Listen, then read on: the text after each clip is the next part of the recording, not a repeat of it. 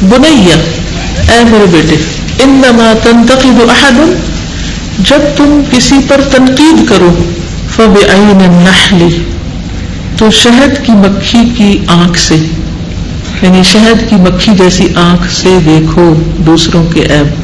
تعود، عادت بنا لو، ان تبصر، کہ تم دیکھو، یعنی شہد کی مکھی کی نظر سے دیکھنے کی عادت بنا لو، یہ مطلب ہے. ولا تنظر للناس بعین ذباب، ولا تنظر، اور نہ تم دیکھو، للناس، لوگوں کو، بعین ذباب، مکھی کی نظر سے، گندی مکھی کی.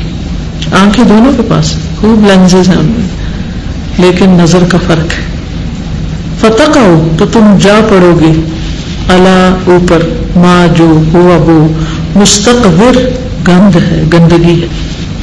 اے میرے بیٹے، جب تم کسی پر تنقید کرو، کسی اور کو کریٹیسائز کرو، تو اپنی عادت بنا لو کہ شہد کی مکھی کی نظر سے دیکھا کرو، اور لوگوں کو عام مکھی کی نظر سے نہ دیکھو، ورنہ تم گند پر ہی گرو گے. دوسرے لفظوں میں، دوسروں کی خوبیاں تو دیکھو، برائیاں نہ دیکھو. دو مکھیاں ہیں، دونوں ہی جا کر بیٹھتی ہیں کسی جگہ پر. کیسے؟ شہد کی مکھی کہاں بیٹھتی ہے؟ پھولوں پر. سبحان اللہ، پھول سے کم کسی چیز پر راضی نہیں ہوتی. کیا سلیکشن ہے، کیا نظر ہے، کیا تلاش ہے، کیا پیتی ہے، کیا حاصل کرتی اور کیا بناتی ہے، کتنی پروڈکٹیو ہے، یعنی خیر سمیٹتی ہر طرف سے. اور دوسری مکھی جو سائز میں، شکل میں قریب قریب ہوتی ہے، لیکن کہاں بیٹھتی؟ صرف گندگی پہ بیٹھتی، اور حاصل کیا کرتی؟ گندگی چوس لیتی. گندگی اس کی غذا ہے، اور نتیجہ کیا ہوتا ہے؟ بیماریاں پھیلاتی. شہد کی مکھی شفا دینے والی چیز پیدا کرتی، فیہ شفاء للناس، شہد.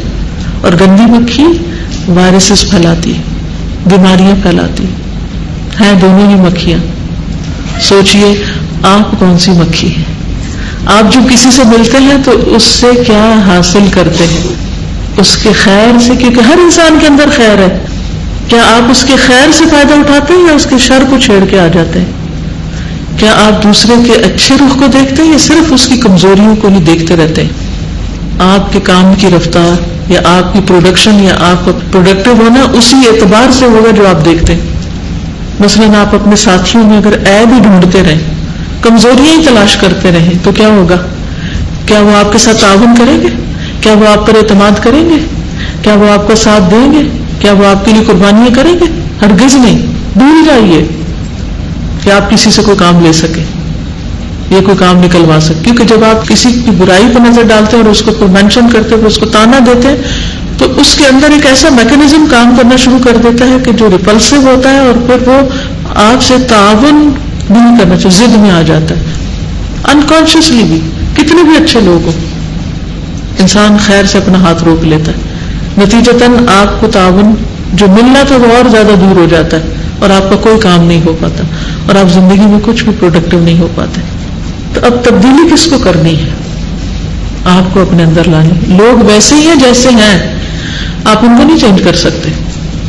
تو ایز از جسے کہتے ہیں نا، ایز اٹ از، جیسا کوئی ہے اس کو ویسا ہی سمجھ کے اس کے اندر کی جو خیر ہے وہ لے لیں، اور جس کے اندر کا شر ہے اس کو چھوڑ دیں، بلا دیں.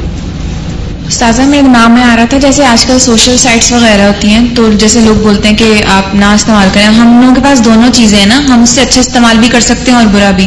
اگر ہم اس کو دین پھیلانے کے لیے یا اچھی باتیں ہم اس پہ پوسٹ کرتے رہیں گے تو اس سے لوگوں میں اچھی باتیں بھی پھیلیں گی.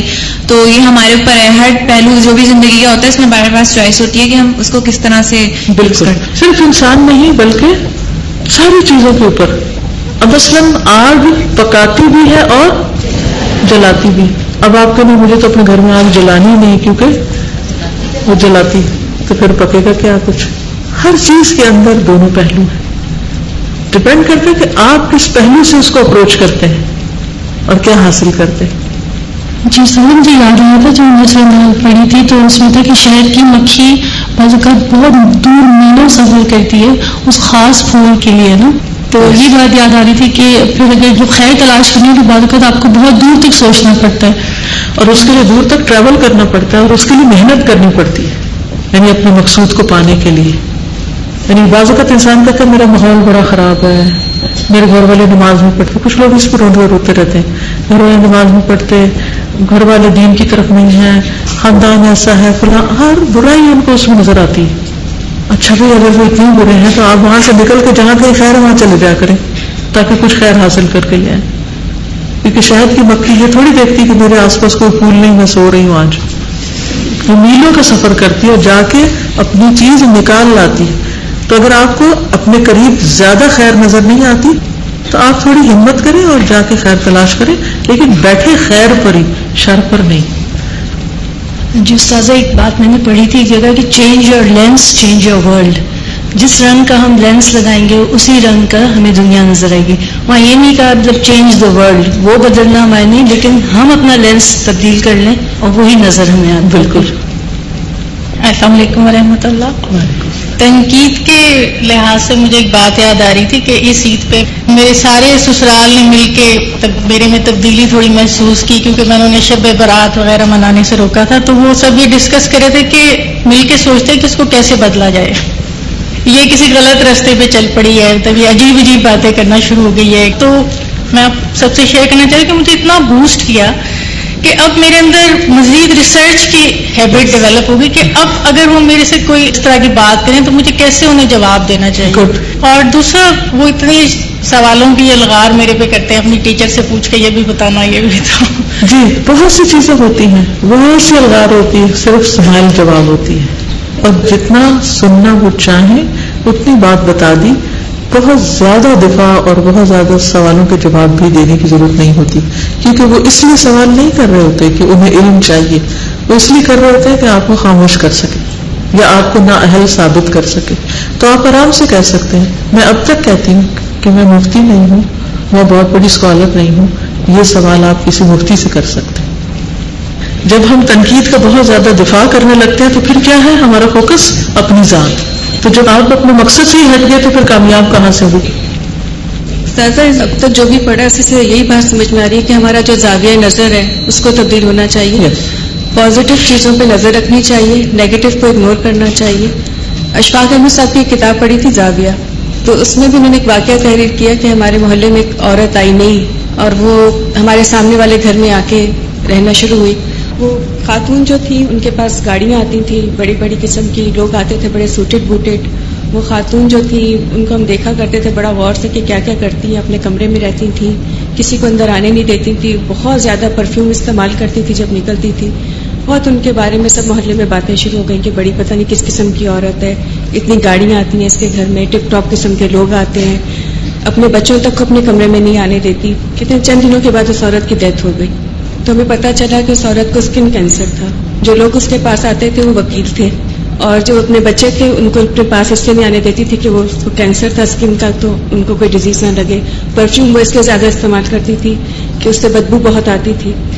تو یہ کہتے ہیں کہ مجھے اس دن سے مجھے اپنے اندر اتنی شرمندگی آئی کہ ہم کسی کے بارے میں ظاہری طور پہ جو دیکھتے ہیں تو ہم کیا کیا کچھ اس کی سٹوریز بنا لیتے ہیں. بالکل. تو اسی سے تب سے بھی میں نے بھی اپنے اندر یہ بہت بڑی تبدیلی، میں نے کہا یہ واقعی بہت بڑی حقیقت ہے کہ ہمیں آدھی تصویر کو نہیں دیکھنا، پوری تصویر کو دیکھنا چاہیے. نم باکرن یا بنی فالبرکۃ فی الرزق صباحا. نم سو، باکرن جلدی، یا بنی اے میرے بیٹے جلدی سویا کرو. فالبرکۃ بس برکت، پھر رزق رزق میں صباحا صبح کے وقت ہوتی. وَأَخَافُ أَن يَفُوتَكَ اور میں ڈرتی ہوں کہ فوت ہو جائے گا تجھ سے رزق الرحمن، رحمان کا رزق. لِأَنَّكَ کیونکہ تم تسحر راتوں کو جاگتے ہو. اے میرے بیٹے رات کو جلدی سویا کرو اور پھر صبح جلدی اٹھا کرو، کیونکہ صبح کے وقت رزق میں برکت ہوتی ہے. اور میں ڈرتی ہوں کہ تم سے رحمان کا رزق فوت ہو جائے گا کیونکہ تم راتوں کو جاگتے ہو. یہ بھی ایک بہت کارآمد نصیحت ہے. آج کل آپ دیکھیں کہ ہماری یوتھ کی اکثریت راتوں کو دن بنائے ہوئے ہے اور دن کو رات بنائے ہوئے ہے. اور ایسے تمام بچے جو یہ کرتے ہیں ان کی ماؤں کا حال دیکھنے کے قابل ہے کہ وہ کس قدر پریشان ہوتی ہیں کہ ان کا بنے گا کیا. کیونکہ جب انسان دن کو سوتا ہے تو اس کے فیملی ریلیشنز بھی خراب ہوتے ہیں، کیونکہ باقی لوگ کام کر رہے تھے، وہ سو رہا ہوتا ہے، تو انٹریکشن کا، آپس کی ملاقات کا، ایک دوسرے سے تبادلہ خیال کا کوئی موقع نہیں ہوتا. اور جب دوسرا شخص رات کو جاگ رہا ہوتا ہے، پہلا سو رہا ہوتا ہے، تو کسی کے گھر میں جاگنے سے بعض اوقات گھر میں دوسرے لوگ ڈسٹرب بھی ہوتے ہیں، لائٹ آن ہوتی ہے یا کوئی کھایا پیا جا رہا ہوتا ہے یا کوئی فون پہ بات کر رہا ہوتا ہے، تو دوسرے لوگوں کے لیے پریشانی کا باعث ہوتی ہے. یہ تو دنیا میں چھوٹے چھوٹے نقصانات ہیں، لیکن سب سے بڑا نقصان یہ ہے کہ رسول اللہ صلی اللہ علیہ وسلم کی جو دعا ہے، اللہم بارک لامتی فی بکورہا، اے اللہ میری امت کی صبح میں برکت ڈال دے، تو اس دعا کی برکت سے محرومی اور رزق میں کمی، کام کاروبار میں کمی. تو اس لیے ساری رات جاگنا اور سارا دن سونا بہت ہی نقصان دہ ہے. پچھلے دنوں کسی نے شیئر کیا، بہت پریشان تھی بچی، کہنے لگی میرے بھائی بالکل نماز نہیں پڑھتے، حتیٰ کہ رمضان میں بھی انہوں نے کوئی نماز نہیں پڑھی. میں نے کہا کس طرح؟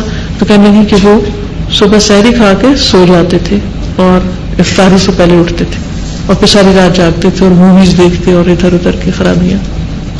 کیونکہ پہلے تو مووی دیکھنے کے لیے گھر سے باہر جانا پڑتا تھا، تو جو گھر سے باہر نکلتا تھا وہ پہچانا جاتا تھا، اس کو روکا بھی جاتا تھا، سمجھایا بھی جاتا تھا، کئی چیزیں آتی تھی. اور اب کیا ہے، اب آپ کو آپ کے ہاتھ کی ہتھیلی میں سب کچھ مل رہا ہے، ہر چیز اتنی ایکسیسیبل ہو گئی ہے کہ کوئی مشکل ہی نہیں رہی. تو ماں باپ کا کنٹرول آہستہ آہستہ بچوں پر ختم ہوتا جا رہا ہے. ایک بہت بڑے رسک کی بات ہے، لیکن اس میں حالات بہتر ہوتے ہیں اگر بچے رات کو سوئیں جب آپ بھی سو رہے ہوں، اور جب وہ اٹھیں تو آپ کے سامنے ہوں اور ان کی ایکٹیویٹیز اور ان کے کام آپ کے سامنے ہوں. تو یہ ایک بہت بڑا چیلنج ہے ماؤں کے لیے کہ کس طرح اپنے بچوں کو رات کو سلاتی ہیں اور دن کو جگاتی ہیں، اور صبح سویرے خود بھی کام کرتی ہیں اور ان کو بھی کام پہ لگاتی ہیں. کیونکہ جو خود صبح سو جائے وہ اپنے بچوں کو جگا نہیں سکتے، کیونکہ وہ ان کے لیے برا نمونہ ہے. بچوں کی عادت بدلنے سے پہلے اپنی عادت بدلنی ہوگی. چلیے اب ایک دوسرے کو سنائیے.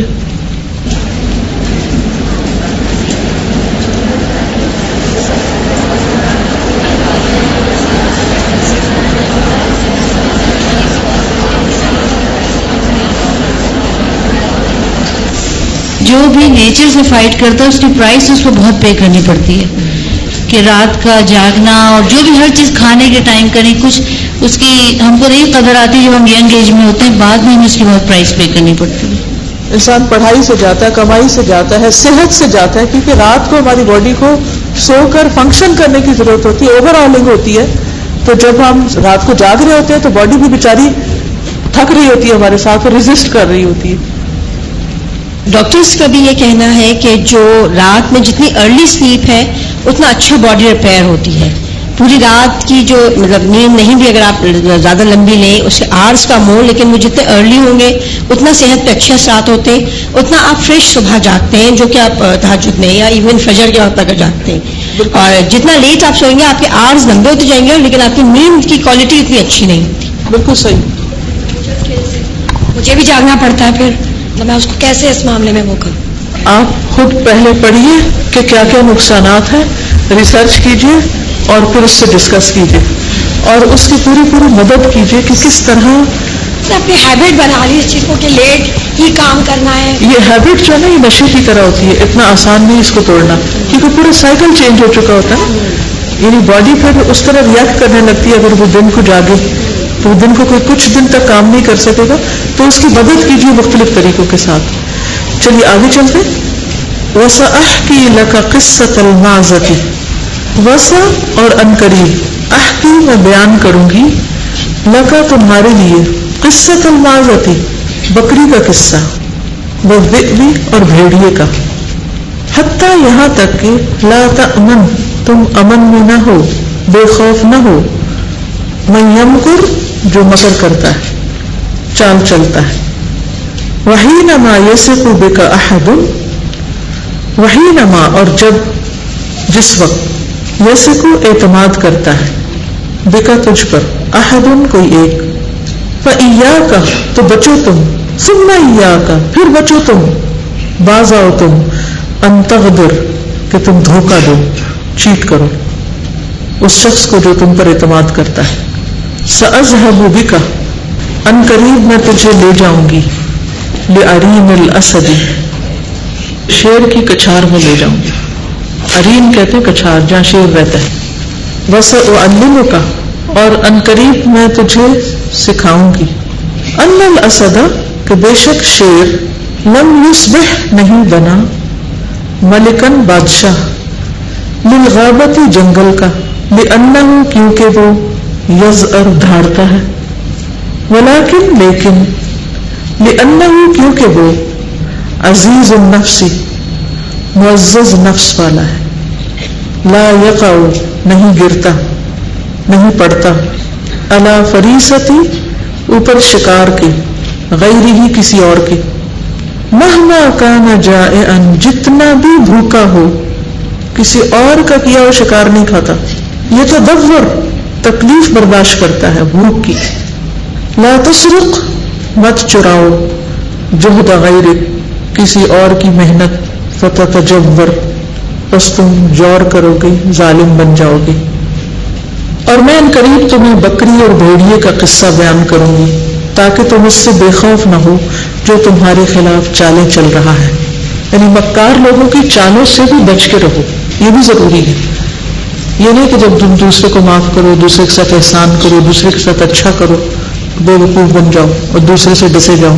نہیں, جو چالیں چلنے والے ہیں ان کی چالوں سے بھی ہوشیار رہو. اتنا بیلنسڈ. اور جب کوئی تم پر اعتماد کرے جیسے ماں باپ ہوتے ہیں شوہر ہوتا ہے تو پھر اس کو دھوکہ دینے سے ضرور ہی بچتے رہو. ضرور بچو. کبھی اس کے ٹرسٹ کو پامال نہیں کرو. میں تمہیں شیر کی کچھار میں لے چلوں گی اور تمہیں سمجھا دوں گی کہ شیر صرف اس وجہ سے جنگل کا بادشاہ نہیں بنا کہ وہ دھاڑتا ہے چیختا ہے بلکہ وہ اس لیے بادشاہ بنا ہے کہ معزز نفس والا سیلف رسپیکٹ ہے اس میں خودداری ہے کہ وہ کسی اور کے شکار پر حملہ نہیں کرتا کسی اور کے شکار پر نہیں گرتا.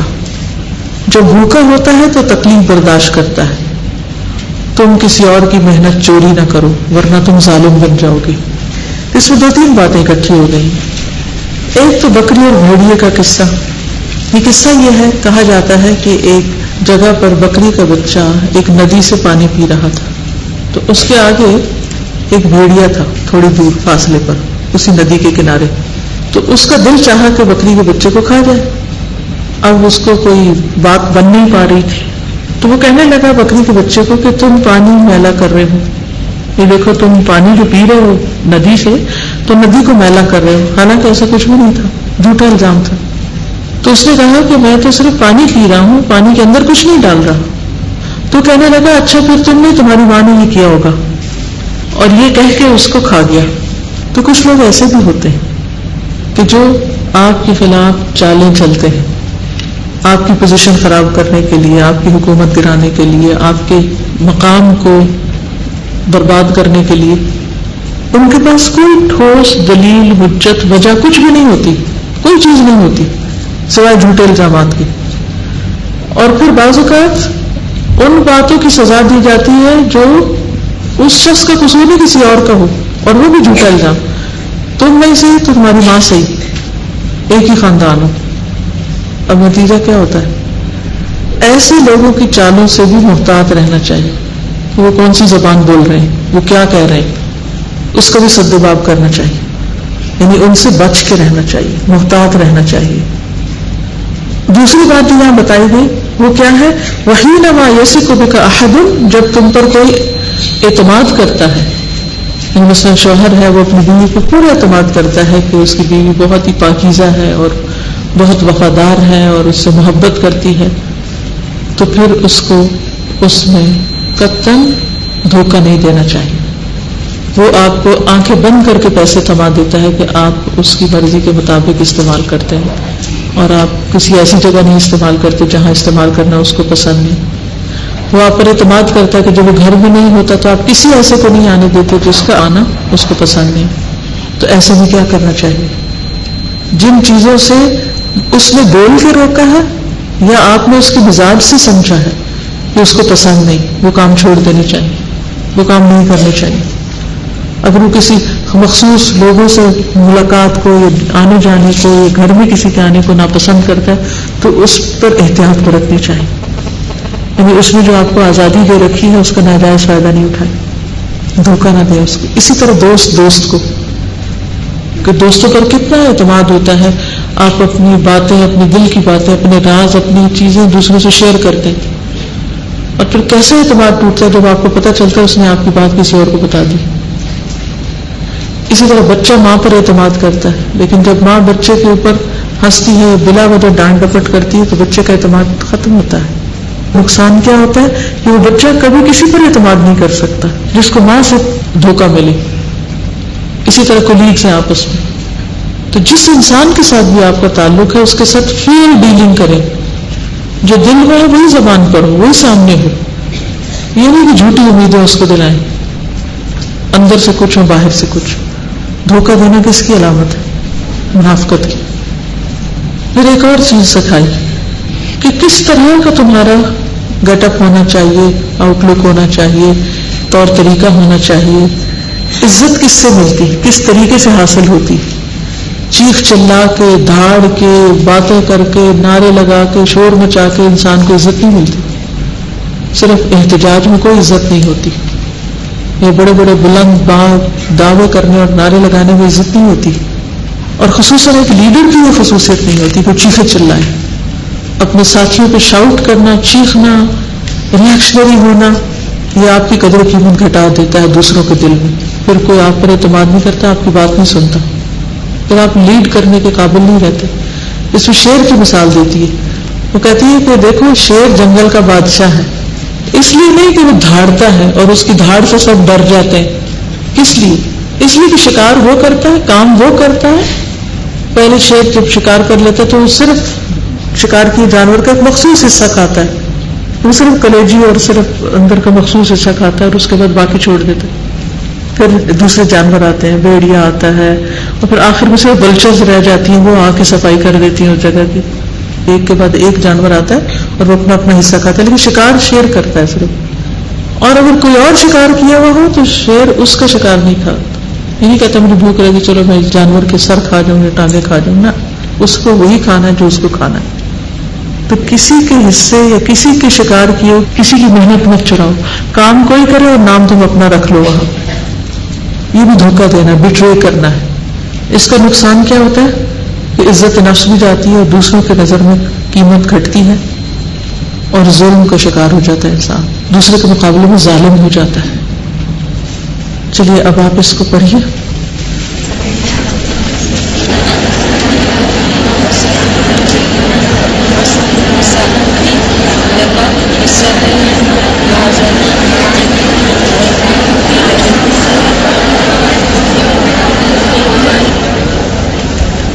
کیا سیکھا؟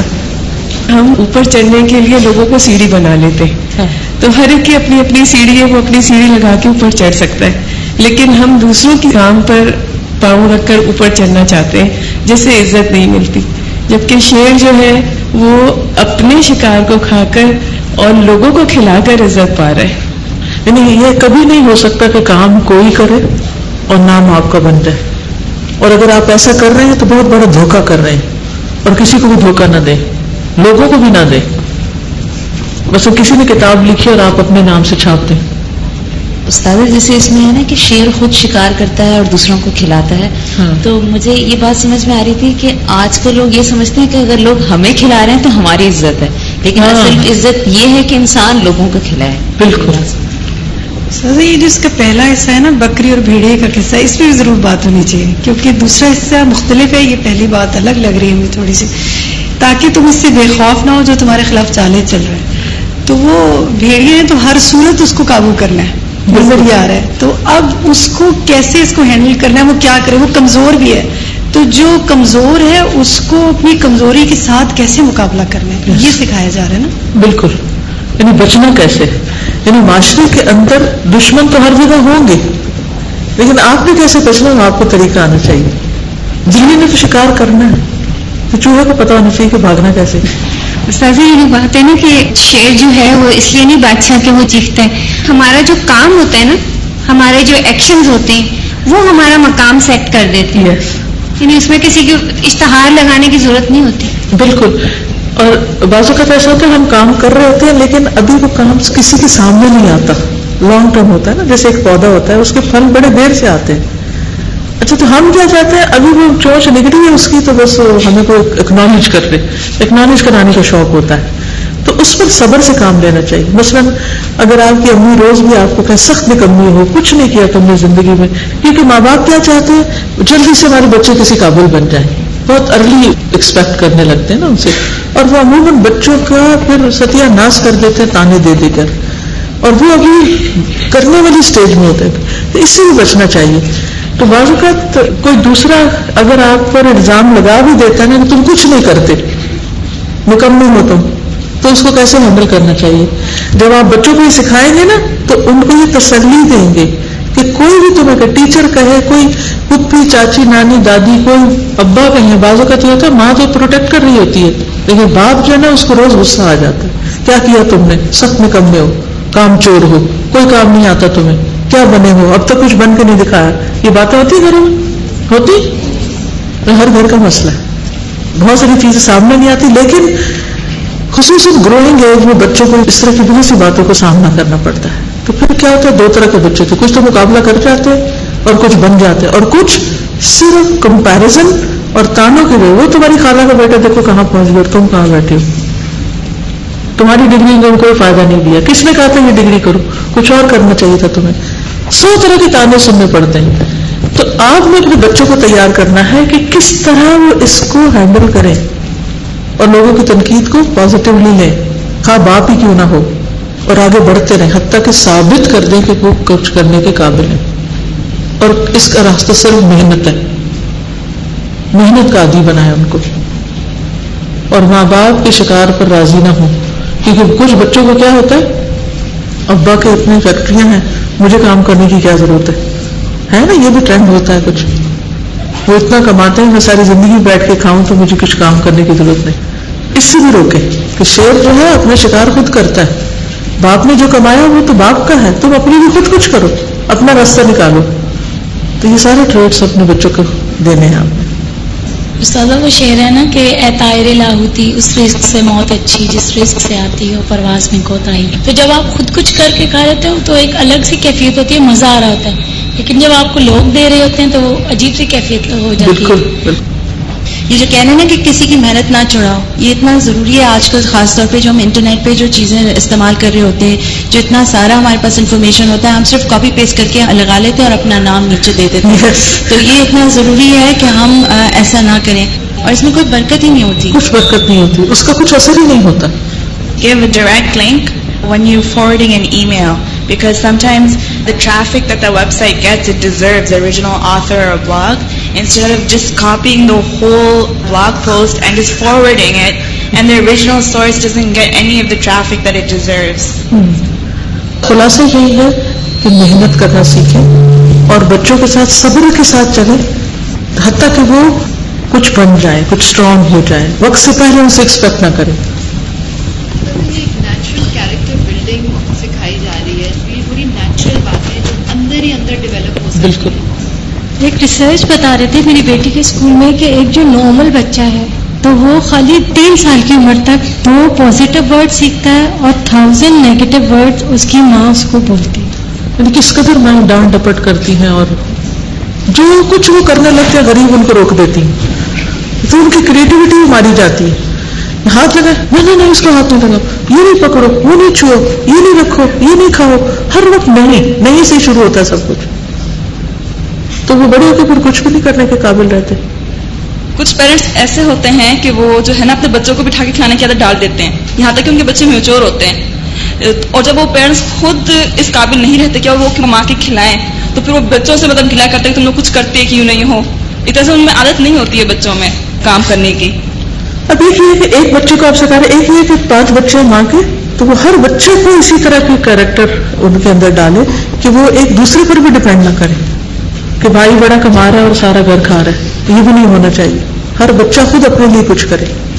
السلام علیکم میم, مجھے ایک سوال پوچھنا تھا. یہ جو اس میں نصیحت کی گئی ہے کہ مکار کی لوگوں کی جانوں سے بچیں, تو جو لوگ ایکسپیرینس ہیں, جنہوں نے دھوکہ کھایا ہے, وہ تو بچ سکتے ہیں, لیکن جو معصوم ہیں, جن کو پتہ نہیں کہ لوگ کس طرح چالیں چل رہے ہیں یا ان کے دوست بن کے اور پیچھے پیچھے ان کی چالیں چل رہے ہیں, تو وہ پھر کیسے بچیں مکار لوگ؟ جیسے بڑے بچے تجربہ کر کے دو تین چیزیں انسان کو فائدہ دیتی ہیں. علم روشنی ہے. انسان جب مختلف لوگوں کے بارے میں پڑھتا ہے, مختلف شخصیتوں کو جانتا ہے, مختلف علوم پڑھتا ہے, لوگوں کی سائیکالوجی کو پڑھتا ہے, اور پھر ایسا ایسا تجربے کرتا ہے, تو وہ سمجھ آنے لگتا ہے. انسان کے اندر اللہ نے ایسی سینس رکھی ہے کہ جو آپ کے بارے میں پازیٹیو ہے, جو آپ کے بارے میں نیگیٹو ہے, آپ بہت جلد اس کو سمجھنے لگتے ہیں. اور اگر ابھی نہیں تو بڑے ہو کر وقت پر. میری بچیاں نے بڑے ہو کر مجھ سے شکایت کی کہ آپ نے ہمیں یہ باتیں بچپن میں کیوں نہیں بتائی, جبکہ آپ کو پتا تھی کہ کون شخص کیسا ہے. تو میں نے کہا میں یہ چاہتی تھی کہ تم اپنے تجربے سے سیکھو, نہ کہ میری غیبت سے, کہ میں اوور پروٹیکٹیو ہو کے بتاؤں وہ فلاں شخص ایسا ہے, وہ فلاں, اللہ یہ کہ کوئی بہت بڑا خطرہ ہے. ورنہ چھوٹی چھوٹی باتیں لوگوں کی منفی کرنی نہیں چاہیے, تاکہ بچوں کے اندر اپنی نظر بھی پیدا ہو.